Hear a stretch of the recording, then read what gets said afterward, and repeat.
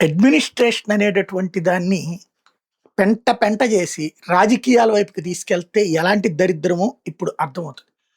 పవిత్రమైనటువంటి రథోత్సవం సందర్భంగా పోలీసులు ఏం చూసుకుంటారు? రథం వచ్చే రూట్ అంతా క్లియర్ చేసుకుంటూ జనాలు అటు ఇటు మీద పడిపోకుండా అక్కడ ఒక బ్యారికేడ్ల లాగానో లేకపోతే తాళ్ళలాగానో కట్టి ఆ మధ్యలో రథం వచ్చేటటువంటి రూట్లో రాళ్ళు కానీ ఏమైనా ఇబ్బంది కలిగించే పరిస్థితులు ఉంటే సెటరైట్ చేసుకుని మొత్తం పోలీసింగ్ ఆ పని మీదనే ఉండాలి. యా అవసరమైతే ఎస్పీ స్థాయి లేదనుకుంటే డిఎస్పీ స్థాయి అధికారి పర్యవేక్షణలో పోలీసులందరూ ఆ పని మీద ఉండాలి. కానీ కదిరి రథోత్సవంలో జరిగిందేంటి? ఈ పనంతా వదిలేసుకుని అదంతా కానిస్టేబుల్ మీద వదిలేసుకుని ఉన్నతాధికారుల పని ఏంటయ్యా అంటే తెలుగుదేశం పార్టీతో జట్టు కట్టున్నటువంటి భారతీయ జనతా పార్టీ నాయకుడైనటువంటి విష్ణువర్ధన్ రెడ్డిని ఆ రథానికి రానియకూడదు, ఆ రథం ఎక్కనీయకూడదు, లేదా ఆ రథోత్సవానికి పార్టిసిపేట్ చేయనీయకూడదు. నువ్వు పార్టిసిపేట్ చేయకు రథోత్సవానికి అని చెప్పి నోటీసులు ఇవ్వడం ప్రపంచంలో ఇంకెవడో చూడలేదేమో.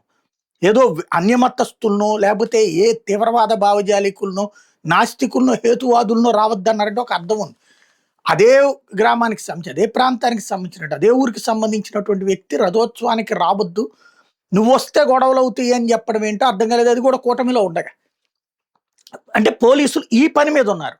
ఎమ్మెల్యే గారి మానసిక సంతృప్తి కలిగించడానికి అధికార పక్షంలోనే ఉన్నటువంటి తెలుగుదేశం పార్టీ ఎమ్మెల్యే మానసికంగా సంతృప్తి పరచడానికి భారతీయ జనతా పార్టీకి సంబంధించినటువంటి నాయకుడిని ఏడిపించే పనిలో ఉన్నారు. అక్కడే ఉన్నారు. చివరికి రథోత్సవం ఆరంభమైంది, ఘనంగా ఆరంభమైంది. భక్తులు మనస్ఫూర్తిగా ప్రారంభించారు. సీన్ కట్ చేస్తే ఆ రథోత్సవం దగ్గర అపశృతి. చివరికి 6 గాయపడటం, రథం దగ్గర ఒకళ్ళు కింద పడటం, ఆ పడినటువంటి అతన్ని యువతలకు లాగే ప్రయత్నం మరొక 5, మొత్తం 6 గాయాల పాలయ్యారు, ఆసుపత్రి పాలయ్యారు. ఈ లోపం ఎవరిది? ఈ పాపం ఎవరిది? దేవుడితో ఈ రాజకీయాలు ఎంతకాలం ఆడుతుంటాం, ఎందుకు ఆడుతున్నాం ఆలోచించుకోవాల్సింది.